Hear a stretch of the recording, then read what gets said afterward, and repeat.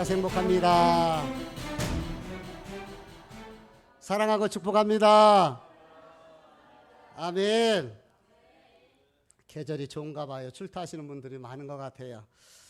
출타하실 때는 꼭 걱정하니까요. 미리 목사님한테 연락을 좀 취해 주셨으면 좋겠습니다. 그게 기본적인 예인 것 같아요. 그렇죠? 고구마를 심을 때는 두 가지 방법이 있더라고요. 하나는 고구마를 비닐 멀칭을 하고 고구마를 이렇게 찔러서 넣어가지고 심는 방법이 있고, 또 하나 방법은 고구마를 심고 비닐 멀칭을 해줬다가 2, 3일 후에 다시 빼주는 그런 방법이 있습니다. 그렇게 넣어서 나중에 꺼내놓으면은 그 비닐 안에 있는 그 습기로 인해서 이 고구마가 뿌리를 잘 내리고 생존 확률이 훨씬 더 높다고 그렇게 이야기를 해요. 지난번 사택에 고구마를 심었습니다. 고구마를 심는 방법 중에 두 가지 방법이 있다고 그랬어요. 몇 번째 방법을 썼을까요, 제가? 그걸 어떻게 알겠어요? 예수님도 보지도 않았는데, 그렇죠? 두 번째 방법을 심었어요. 먼저 고구마를 심고 멀칭을 해주고, 그리고 고구마 순을 빼내는 그 방법을 택했습니다. 5월 13일 날, 그날이 토요일인데 토요일 오전에 고구마를 심고 주일 지나서 월요일 날 아침에 제가 고구마 순을 빼주었어요. 근데 이게 웬일입니까? 고구마 순이요, 물러버린 거예요. 그날 토요일 주일날 날씨가 엄청, 요즘 날씨가 지금 사실 계절 날씨가 아니거든요. 엄청 더웠어요. 그랬더니 고구마 순이 그 비닐 안에서 녹은 것 같아요. 이렇게 녹아져 있는 거예요. 여태까지 그런 적이 없었거든요. 그러다 보니까 결국 그렇게 녹아져 있는 그 고구마 싹은 나오지를 못하고 결국 듬성듬성 제대로 고구마가 나오지를 못했어요. 화면을 한번 볼까요? 네, 요거는 고구마 순이 정상적으로 잘 자라난 두덕이에요. 그 다음 거 한번 볼게요. 요거는 잡초가 고구마가 나오지를 못하니까 그 자리에 자기 집처럼 자리를 잡고서 이 잡초들이 저렇게 자라나고 있는 것을 볼 수가 있습니다. 요 한쪽은 바랭이라는 풀이고 한쪽에는 새비름이 있는데요. 얼마나 이 생존력이 강한지를 몰라요. 이 바랭이 새비름이. 그래서 번식력, 생존력에 아주 짱이라고 할 수가 있는데요. 이렇게 자리를 잡고서 나오고 있는 것을 보게 됩니다. 성경은 사람의 마음을 밭이라고 이렇게 이야기를 하고 있습니다. 그래서 우리의 마음의 밭이 말씀의 씨가 뿌려져서 자리를 잘 잡고 아까 고구마 순이 싹 나오는 것처럼 우리 마음속에 믿음이 자라나야 되는데, 우리 마음속에 믿음이 자라나지 못하고 잡초가 자라나는 거예요. 염려, 근심, 두려움, 걱정 또는 나태, 게으름의 이 잡초들이 올라오게 되는 것입니다. 사랑하는 성도 여러분, 여러분의 마음의 상태는 어떨까요? 하나님의 말씀으로 믿음으로 채워져서 그 믿음이 말씀이 쭉 자라고 있습니까? 아니면 그 마음속에 믿음이 말씀이 아니라 이렇게 온갖 염려, 근심, 걱정, 두려움 또는 나태, 게으름 여러 가지의 이 잡초가 자라나고 있습니까? 우리 다시 스크린을 한번 보여줘 보세요. 첫 번째, 이 마음의 상태인가요? 이 고구마를 우리가 말씀이라고 보자고요. 그 다음에 다시 앞에, 더 앞에, 처음 앞에, 요 상태, 고구마 순이 잘 난 이런 상태. 그 다음 눌러. 요 상태인가요? 한번 내 마음의 상태를 한번 점검을 해보자는 거죠. 내 마음이 말씀으로 예수 그리스도로 채워져 있는가? 아니면 온갖 잡초로 채워져 있는가? 한 번 더. 왼쪽인가요? 오른쪽인가요? 한번 오늘 우리의 마음을 점검해 보면서, 이 마음의 관리가 생각처럼 쉽지는 않습니다. 그러나 우리의 마음의 잡초를 제거하고 우리 마음속에서 믿음이 자리 잡을 수 있도록, 말씀이 자라날 수 있도록 오늘 마음 관리하는 은혜의 시간이 되기를 주님의 이름으로 축복합니다. 아멘. 중요한 것이 있어요. 우리 안에 예수 그리스도로 말씀으로 채워져야 되기 때문에 그렇습니다. 성도는 예수로 말씀으로 채워진 그 삶의 중심을 가지고 살아가는 사람들인 줄 믿습니다. 우리는 지금 사도행전 강해를 하고 있습니다. 강해 설교의 특징이 뭐예요? 성경이 가는 대로 가고 성경이 쓰면 쓰는 것이 강해 설교의 특징입니다. 즉 성경 중심으로 말씀을 해나갈 수밖에 없는 것이 이 강해 설교의 특징인데요. 특히 사도행전은 신약의 역사서입니다. 그렇기 때문에 스토리가 중요해요. 어떤 스토리를 가지고 흐르고 있느냐. 그래서 말씀의 흐름을 놓치면은요, 본문에서 제공하는 게 메인 아이디어라고 얘기하는데, 즉 중심 내용을 놓칠 수가 있습니다. 똑같은 하나님의 말씀인데 어떤 상황에서 어떤 과정에서 이 말씀이 나왔는가가 참 중요합니다.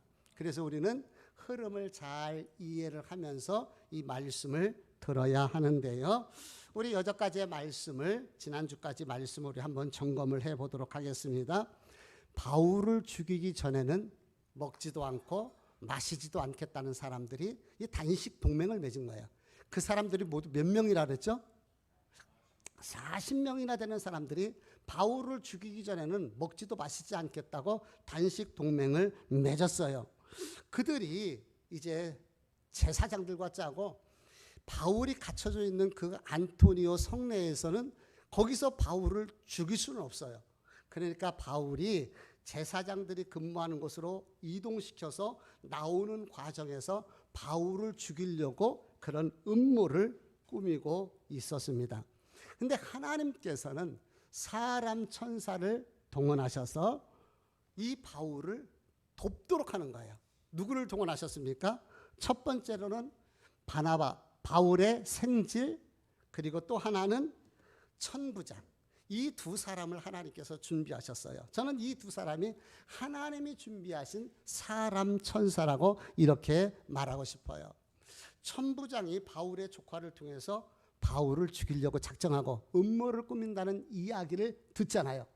그리고 이후에 급히 보병 200명, 기병 70명, 창병 200명, 도합 470명을 동원해서 바울을 호위하여 어디로 내려보내냐면 가이사라로 내려보내요. 왜 가이사라로 내려보내냐면 그곳에 총독이 근무를 하고 있었거든요. 그 총독이 근무하는 그곳으로 보내게 되는 거죠. 예루살렘에서 약 100km 이상 그 밖에 있습니다. 그런데 얼마나 급했으면은요, 밤 9시에 출발을 시켜요. 그것도 한번 생각을 해보세요. 여러분, 그 유대인 제수 하나를 위해서 기병, 창병, 보병 470명을 동원하여 밤 9시에 호위에서 내려본다는 것은 이거는요, 정상적인 모습이 아닙니다. 왜 그랬을까요? 하나님께서 바울을 눈동자같이 지키시고 이끌어 가시기 위해서 그렇게 역사하신 줄 믿습니다. 복 중에서 가장 큰 복이요, 인복이라는 말이 있어요. 사람 복이 가장 중요합니다. 우리가 이 땅을 살아갈 때 하나님께서 때로는 사람을 통해서 우리를 도우시고 이끄시고 또 때로는 그 사람을 통해서 우리가 필요한 것들을 공급해주고 채워주는 이런 은혜가 있어야 돼요. 그래서 인복이 필요한데 우리 살아가는 성도들에게 인복이 있기를 주님 이름으로 축복합니다. 한 걸음 더 나가서 우리가 기도해야 될 것이 있어요. 그것이 무엇입니까? 우리 자녀들에게 하나님 인복을 주세요 라는 기도가 필요한 거예요. 그래서 좋은 친구를 만나는 것이 복입니다. 좋은 멘토를 만나야지 복이에요. 좋은 배우자 만나야 되고요, 좋은 동역자들을 만나야 됩니다. 그래서 우리 자녀들에게 하나님 만남의 복을 주옵소서, 손자 손녀들에게 만남의 복을 달라고 그렇게 기도할 수 있는 우리 부모님들 됐으면 좋겠습니다. 더둘로라는 변호사가 바울을 고발했어요. 여러분, 고소하고 고발하고 어떤 차이가 있는지 아십니까? 고소는 피해자 당사자 본인이 직접 하는 것이 고소고, 고발은 제3자가 해도 되는 것이 고발이에요. 그래서 흔히 고수 고발이라고 그렇게 이야기를 하는데요. 8절에도 보니까 더둘로가 총독에게 고발했다고 얘기를 하는 거예요. 더둘로는요, 당사자가 아니에요. 그런 변호사예요. 그러니까 그 변호사가 이제 그 제사장들과 유대인 소송한 사람을 대신해 갖고 고발을 하기 때문에 성경에 고발한다라고 말을 해요. 더둘로의 고발의 내용을 우리가 3절에 보면은 먼저 아부성 멘트를 날리죠. 왜요? 호감을 사기 위해서, 총독의 마음을 움직이기 위해서. 그리고 세 가지 죄, 범죄 사실을 이야기를 하는데 그 세 가지가 뭡니까? 첫 번째, 바울은 전염병 같은 사람, 사람을 소유케 만드는 사람이다. 두 번째는 이단 중에 괴수다, 이단의 우두머리다. 세 번째, 성전을 더럽히는 그러한 자다. 이 세 가지를 가지고 고발을 하게 됩니다. 로마 총독들이 가장 민감한 것이 있어요. 그것은 자기가 통치하는 제국 내에서 소요가 일어난다든가, 또는 이렇게 백성들이 이제 시위를 한다든가 데모를 한다든가 폭동을 일으킬 때 이걸 가장 걱정해요. 왜냐하면 제국의 안정, 이것을 위해서 자기가 총독으로 파송을 받았잖아요. 그래서 로마 이 제국의 평화를 위해서 그것을 지켜야 돼요. 그러다 보니까 이제 소요를 일으키는 사람들에 대해서는 단호하게 총독들이 대처를 하는 것을 볼 수가 있습니다. 지금 더둘로가 바울이 사람들에게 불만을 집어넣어갖고 소요를 일으키게 하는 이 전염병 같은 존재라고 이렇게 고발을 하는 것은 바울의 사건을 갖다가 정치적인 사건으로 가져가서 바울을 죽이려고 작정하는 이런 전략이 이 안에 숨겨 있는 거예요. 예수님도요, 정치적으로 고소를 당했잖아요. 그래서 십자가 처형을 당한 이유가 있습니다. 원래 이 총독 벨릭스는요, 아주 이 소유를 일으키는 사람들에 대해서 아주 민감하게 반응을 해가지고 역사적으로 보면은요, 그 주요 주모자뿐만 아니라 함께 이렇게 참여하는 사람들 있잖아요. 그 사람들까지도 다 십자가에 처형을 시켰다고 그렇게 이야기를 합니다. 그러니까 이 말은 더둘로가 그 사건을 잘 알고, 그런 그 총독의 성향을 잘 알고 있잖아요. 그래서 바울을 사회적으로 아주 위험한 사람이다라고 정치적으로 몰고 가서 바울을 없애려고 그런 결단을, 그런 그 작전을 폈다고 볼 수가 있습니다. 바울의 입장에서는 억울할 수밖에 없어요. 뭐 잘못한 것이 크게 없잖아요. 근데 억울하게 이렇게 당하게 되는 거잖아요. 이에 대해서 이제 바울이 변호하는 내용이 오늘 우리가 읽었던 본문의 핵심이에요. 10절 말씀을 같이 읽어볼게요. 10절 시작. 총독이 바울에게 머리로 표시하여 말하라 하니 그가 대답하되 당신이 여러 해 전부터 이 민족의 재판장 된 것을 내가 알고 내 사건에 대하여 기꺼이 변명하나이다. 예, 여기에 보니까 총독이 어떻게 했어요? 바울에게 머리로 표시하여 말하라 라고 했어요. 아주 디테일한 내용들이 성경에 기록되어 있는 거예요. 한번 저를 한번 보세요. 제가 로마 총독입니다. 우리 이쪽에 있는 분이 바울이라고 생각을 합시다. 그러면은 고개를 까딱고 말해, 말해, 변호해, 이렇게 얘기를 하는 거예요. 그러면은 이렇게 디테일한 상황은 옆에서 정확하게 보지 않았다면 기록할 수가 없는 거예요. 사도행전을 누가 기록했습니까? 누가가 기록했어요. 누가는 어떤 사람이에요? 원래 의사 출신이잖아요. 의사는 환자를 세심하게 관찰하고 그리고 살피는 그런 특징이 있잖아요. 그러니까 이 누가가 아마 이 자리에 함께 있었던 것 같아요. 그러니까 이렇게 고개로 너 말해, 이게 봐, 고개로 까딱, 총독이니까 이 교만하게 고개를 까딱하면서 말해봐, 변론해라고 얘기하는 이 사건까지 기록해 놓는 것을 볼 수가 있어요. 당시 총독의 이름이 벨릭스, 천부장의 이름은 글라우디우 루시아. 왜 이런 사람들의 이름이 이렇게 기록되어져 있고 이 사람들의 했던 행동들, 이야기들, 말들이 이렇게 기록되어 있습니까? 이것은 하나님의 말씀이 소설처럼 쓰여진 것이 아니라 역사적인 진실이고 사실이라는 것을 우리에게 알려주는 거예요. 만약에 이게 하나님의 말씀이 거짓말로 그냥 기록됐다면은요, 이게 발각나잖아요. 이거 아닌데라고 할 수 있잖아요. 근데 그 당시에 총독의 이름들이 그들의 행적이 그대로 나타나는 것은 그들도 살아있잖아요. 이것을 통해서 하나님의 말씀이 진리인 것을 우리에게 가르쳐주고 있습니다. 바울이 이제 자기 자신에 대해서 변호를 하는데 우리 11절 말씀을 읽어볼게요. 시작. 당신이 아실 수 있는 바와 같이 내가 예루살렘에 예배하러 올라간 지 열 이틀밖에 안 되었고 예루살렘에 올라온 지 며칠 됐다고요? 열 이틀밖에 되지 않았다는 거예요. 이 말의 의미는 내가 사람들의 마음을 선동해서 소요를 일으킬 그런 시간도 없었다라는 그런 의미가 이 안에 담겨져 있는 거예요. 12절에 보니까 내가 성전에서 사람들과 다투거나 무리를 일으킨 적이 없고 또 시장에서도 사람들과 다툰 그런 일들 또 무리를 선동한 일들이 없다. 이 말을 지금 이야기를 하는 거예요. 14절 말씀을 읽어볼게요. 시작. 그러나 이것을 당신께 고백하리이다. 나는 그들이 이단이라 하는 도를 따라 조상의 하나님을 섬기고 율법과 선지자들의 글에 기록된 것을 다 믿으며. 지금 14절에서 하는 얘기가 무엇입니까?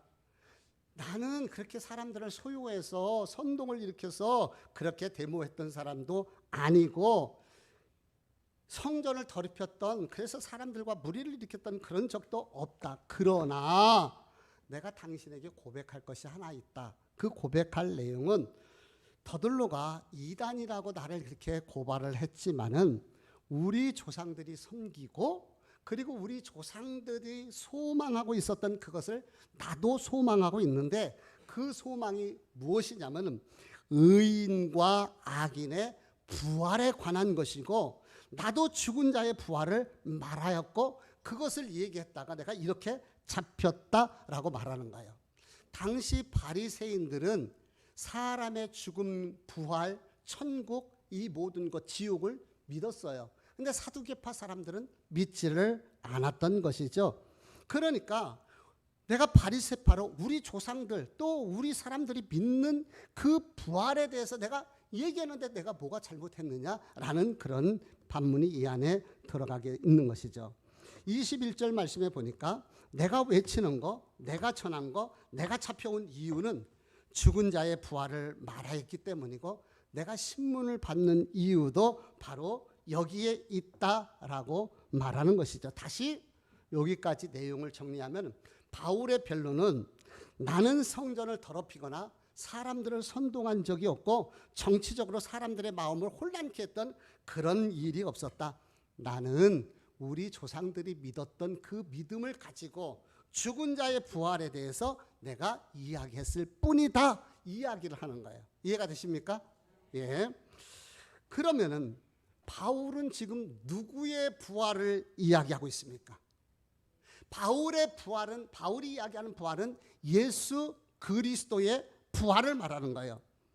예수 그리스도를 나사렛 괴수라고 사람들이 부르지만은 나는 그리스도 예수 부활하신 그분을 분명히 내 눈으로 보았고 또 우리 조상들도 이 사실을 다 믿고 그렇게 있는 것이다. 이런 점을 종합해 볼 때 사도 바울은 오직 예수 그리스도의 부활을 전하는 일에 온 힘을 다하고 있다는 것을 볼 수가 있어요.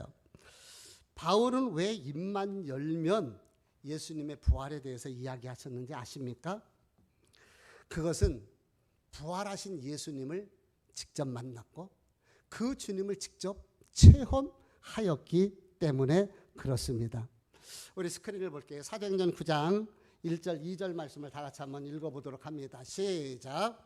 사울이 주의 제자들에 대하여 여전히 위험과 살기가 등등하여 대제사장에게 가서 다메섹 여러 회당에 가져갈 공문을 정하니 이는 만일 그 도를 따르는 사람을 만나면 남녀를 막론하고 결박하여 예루살렘으로 잡아오려 함이라. 여기 보니까 사울이죠. 사울과 바울은 같은 사람이에요. 차질 없으시기를 바라고요. 바울은요, 자기 의가 아주 강했던 사람이고 자기 신념과 고집이 누가 막을 수 없는 그런 사람이었어요. 그래서 그 멀리 시리아 수도이거든요. 그 시리아 수도까지 예수 믿는 사람은 남녀노소를 막론하고 남자든 여자든 상관하지 않겠다는 거예요. 다 잡아서 끌고 오겠다고 사람들을 데리고 그 먼 거리까지 갔던 그러한 사람이 바로 바울인 것을 보게 됩니다. 사도행전 9장 3절 5절 이후 계속해서 보도록 하겠습니다. 같이 읽습니다. 시작. 사울이 길을 가다가 다메섹에 가까이 이르더니 호련히 하늘로부터 빛이 그를 둘러 비추는지라. 땅에 엎드려져 들음에 소리가 있어 이르되 사울아 사울아 내가 어찌하여 나를 박해하느냐 하시거늘 대답하되 주여 누구시니까 이르시되 나는 내가 박해하는 예수라. 예, 하나 더 넘겨봐요. 자, 요 모습은 사울이라는 이 청년이 예수 믿는 사람은 남녀노소를 불문하고 잡아서 예루살렘으로 끌고 올라오겠다고 멀리 다메섹까지 다마스커스 그곳까지 올라가는데 그 다마스커스가 눈앞에 온 그 위치에서 갑작스레 하늘이 열리고 강력한 빛이 떨어지면서 이 사울이 발에서 떨어지는 그러한 장면을 보여줍니다. 그러면서 들려오는 음성이 있었어요. 사울아 사울아 어찌하여 나를 핍박하느냐. 바울은 놀랬죠. 주여 니시오니까 나는 내가 핍박하는 예수라. 예수 그리스도를 다메섹 도상에서 직접 보고 직접 만나고 직접 체험하는 그런 순간이에요.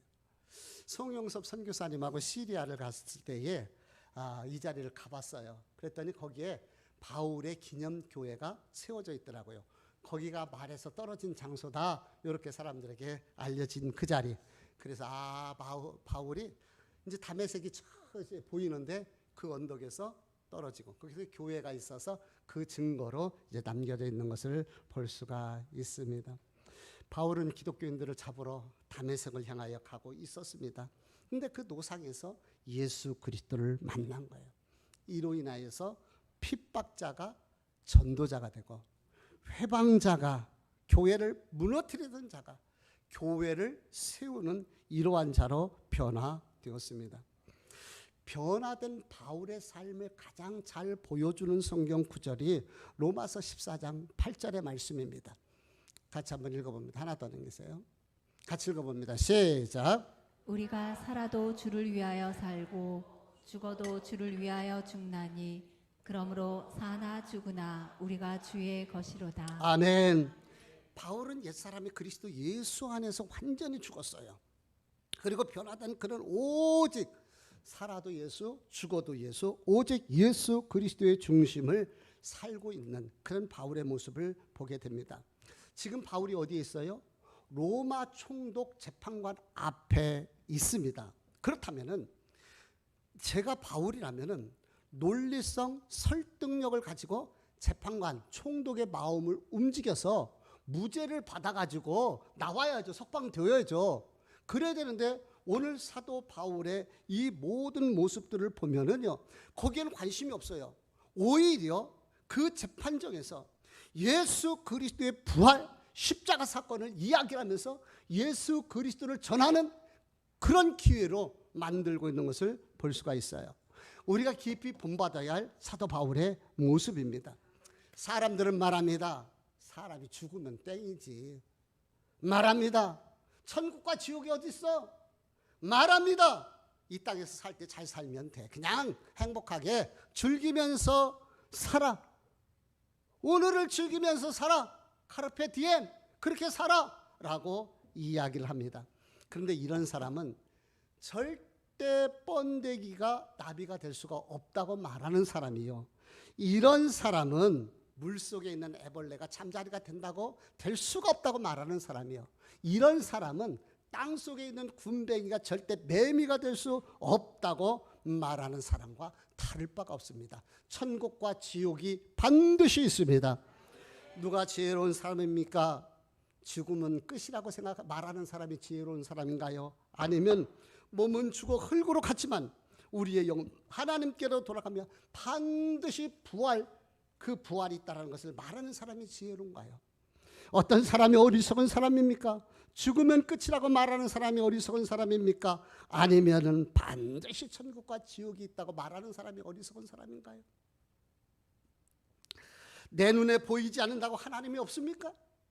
천국과 지옥이 눈에 보이지 않는다고 죽은 자의 부활이 없다고 말할 수가 있느냐 말입니다. 천국과 지옥이 없고 죽으면 끝이라고 하는 사람은 세상에서 가장 어리석은 사람들입니다. 미련한 사람들인 것이죠. 우리가 왜 신앙생활합니까?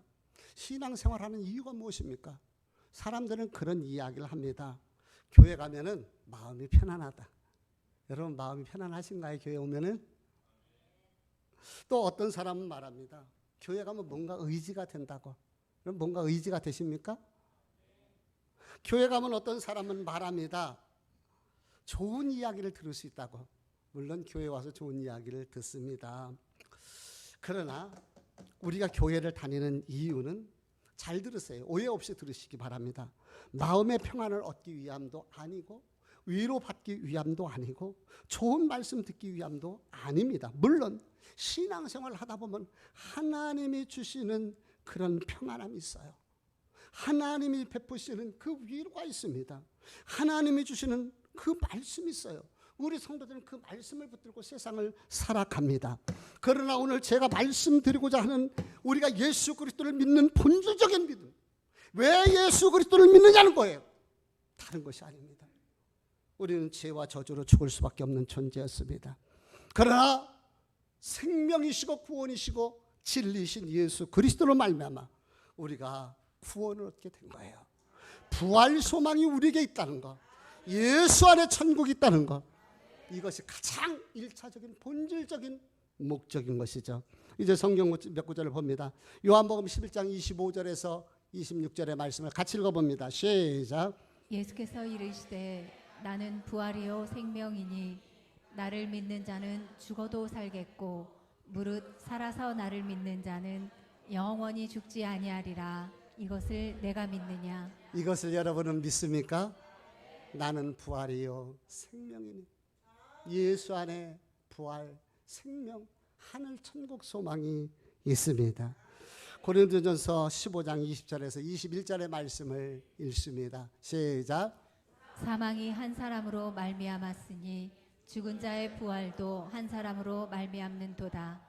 아담 안에서 모든 사람이 죽은 것 같이 그리스도 안에서 모든 사람이 삶을 얻으리라. 아멘. 그렇습니다. 한 사람 아담으로 말미암아 죄가 이 땅에 들어왔고 한 사람 우리 주 예수 그리스도의 십자가의 피 흘림과 그 구속으로 말미암아 우리에게 생명이 오게 된 것입니다.